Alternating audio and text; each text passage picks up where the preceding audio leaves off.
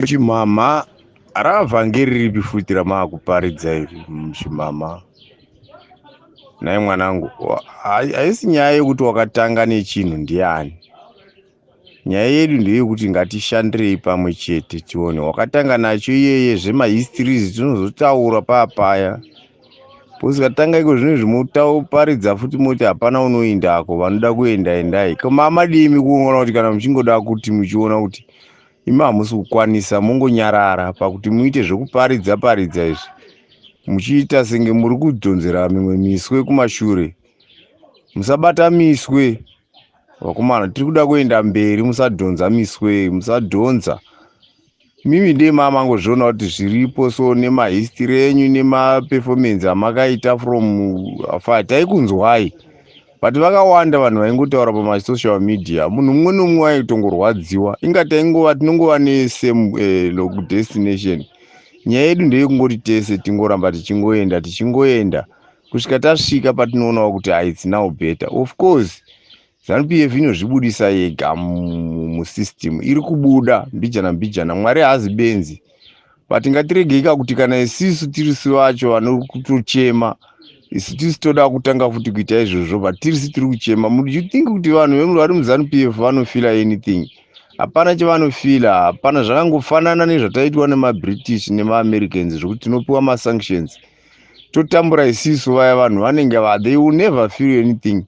Vakangochinja vakati toita yatinoti look east, vakaita look east yavo, vakatanga kuenjoya vachienda kueast kuya vachingodya mari vachingoenda. Saka isi kana tikadaro manje, tikada kuti titi uyu woti ndichadai, uyu woti handidai, uyu woti ndoda kudai, uyu woti handizodai, panoramba panje pakuimbwa nziyo dzisingabvumirano manje.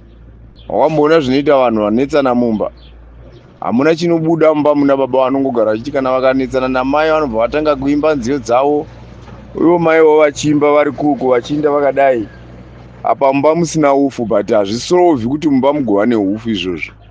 Saka iwewe uchirega kudaro zvewo kutaura zvekuti vanhu hapana anoinda.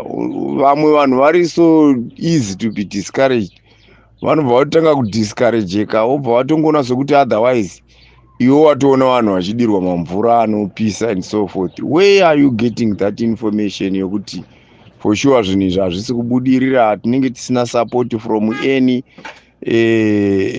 side resecurity? Usadaro kani indava iwewe mwana iwewe, usadaro. Ona usadaro. Ngatiindei pamwe chete, ngatifambirei pamwe chete, tiimbe rwedu rumwe chete, tichiimba tichinzwisana. Madifferences enyu nana uyu nana nyoka yemabhunu, isati ndamboti nyoka yemabhunu ndiye boss, unongotaurawo sematauriro anenge ita munhu wese. Saka kana muine madifferences nanyoka yemabhunu neuyu mwana wawakambotukana naye musi uno ndikakutsiurai futi, mune muchidiwa foneranai, musaisa zvinhu pasocial media zvisina production kwatiri. We don't wanna hear mauya mune muchitukana. Hatidi vanhu vane zvipo zvokupopota saRobert.